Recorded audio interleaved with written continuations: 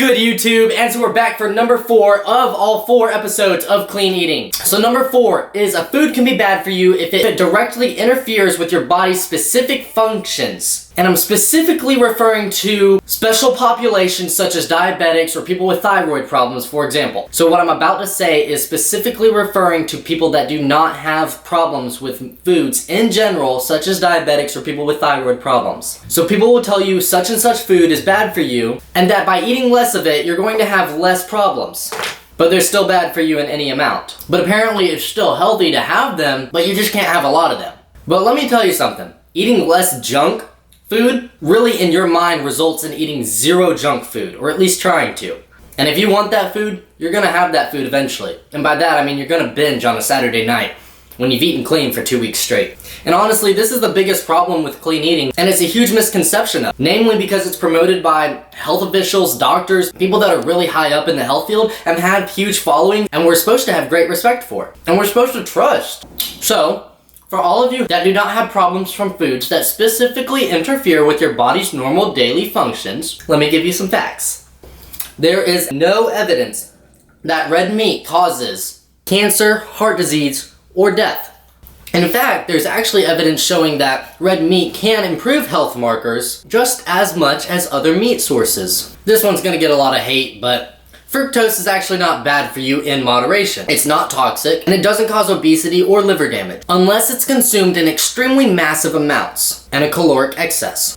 And there's also no evidence to support that it's harmful in smaller amounts, or even eventually encourages overeating in comparison to sucrose. And in short, let me just show you this, that typically in studies, when they do finally claim that sucrose or fructose or whatever chemical you want to use as an example, when they're harmful or bad for you, they use them in extremely high amounts in these rats or test subjects, and amounts that you wouldn't even consume within the next month.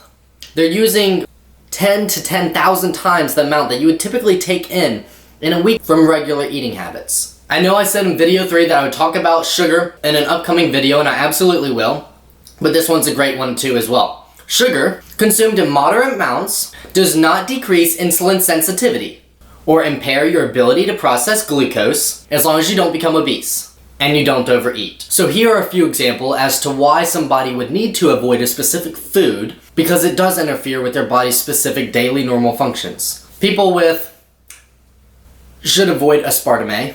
People with celiac disease should avoid gluten. People with a peanut allergy should avoid peanuts. People with an insulin resistance may benefit from a lower carbohydrate diet. And again, as I've said in the past videos, there is no food that will absolutely burn fat for you or accelerate fat loss at the same exact caloric intake. Or on the other hand, foods that will slow down your fat loss or even prevent your fat loss. You could even eat 43% of your calories from straight sugar and still lose just as much weight as someone eating 4% of their calories from sugar, as long as you're in a deficit. And of course, as you can see, I am eating Ben & Jerry's right now, and I want to read something off the back of this Ben & Jerry's cup. We strive to make the best possible ice cream in the best possible way. We source non-GMO ingredients, fair trade cocoa, sugar, and vanilla eggs from cage-free hens and milk and cream from happy cows. Learn more at benandjerrys.com.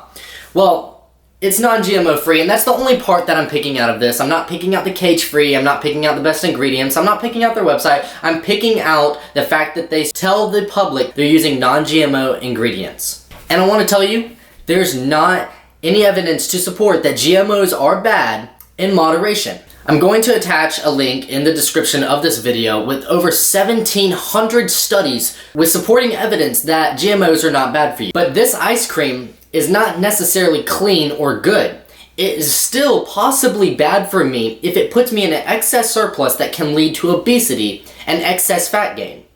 But because I know for a fact, because I'm tracking my calories, that I'm right now in a deficit, even with half of this tub of ice cream gone now, it is essentially, in quotes, good for me. So please, do not take pieces of lettuce and dip them in salsa the next time you're in a clean eating phase because you think that chips are bad for you.